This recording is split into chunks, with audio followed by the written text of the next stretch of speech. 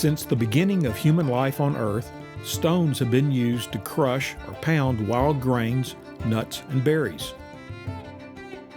For thousands of years, human and animal power was used in this grinding process. One of the earliest stones used to grind food was the mortar and pestle, a rock with a hole carved out where the raw material was placed, and then a small stone was used to crush or pound the material into a soft pulp.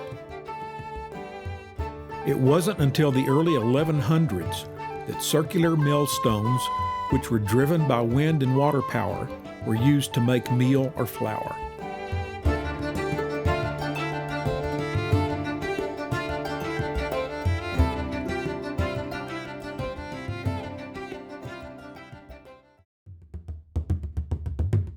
Early post mills, like the Flour 200 post mill at the Windmill Museum, had two stones placed on top of each other, and the corn or wheat was dropped into a hole in the middle.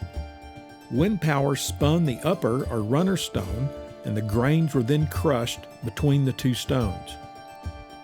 Wind and water-powered millstones saved an enormous amount of labor. During the medieval ages, anything that was needed in a powdered form could be produced by millstones. Meal for humans and animals, juice from fruits, cork, flint for porcelain plates, phosphorus for fertilizers or gunpowder, paints, cosmetics, and a host of other everyday items were made using the grinding power of the millstones. The production, transportation, and marketing of stones was a large industry.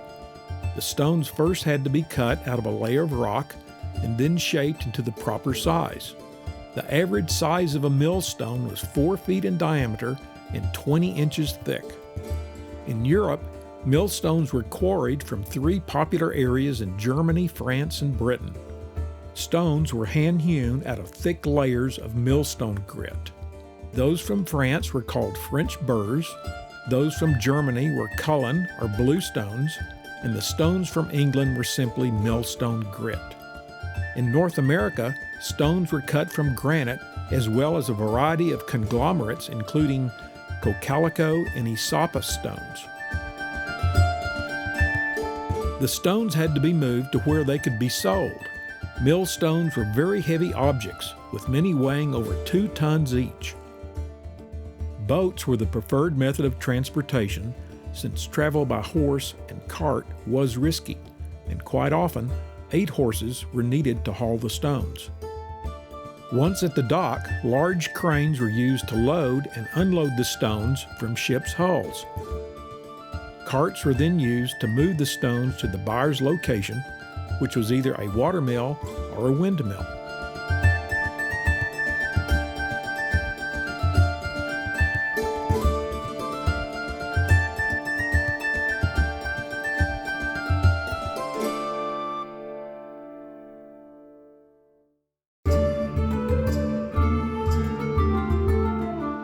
When a millstone was delivered, it had not yet been dressed or had the grooves cut. A central eye was pierced and recesses made for the driving rind. The grooves were cut by hand using a millwright or stone dresser's tools, and in many cases, iron rings were shrunk around the outside of the stones to help hold them together. The dressing of a millstone sometimes lasted a week. For stones which ground rye or bark, the grooves were different from stones which ground flour. Stone cutters or dressers made good money as there was a rarity of expert millstone dressers. The millstones were the most expensive items in a windmill. New stones that were 20 inches thick might last 8 years. These stones might be used until the millstone was worn down to 3 inches thick.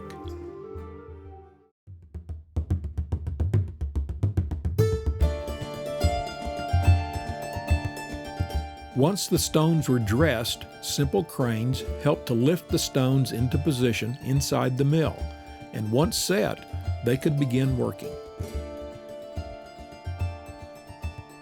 Grinding between 2 stones is first represented by the rotary quern.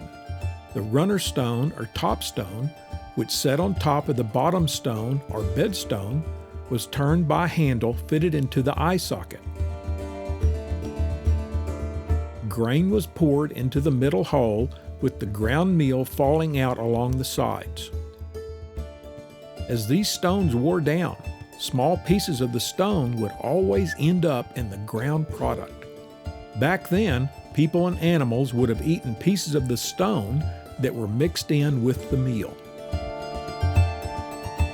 Millstones came in a variety of materials and shapes that determined what they would be used for. For instance, the edge runner has a basin stone made from limestone.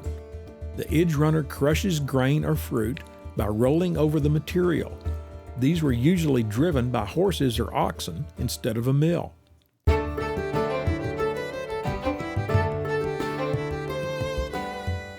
Hulling stones were used to remove the husks or hulls from cereal grains. Cocalico stones were hewn from pink and tan pebbly conglomerate. They were monolithic and banded with iron rings. Isapa stones were made from a light gray conglomerate grit from New York State. Granite stones came from along the East Coast. All of these stones were used to hull cereal grains or grind feedstock grains for animals. In many cases, the type of stone material found locally was used for almost any purpose. The furrows ultimately helped determine its final use.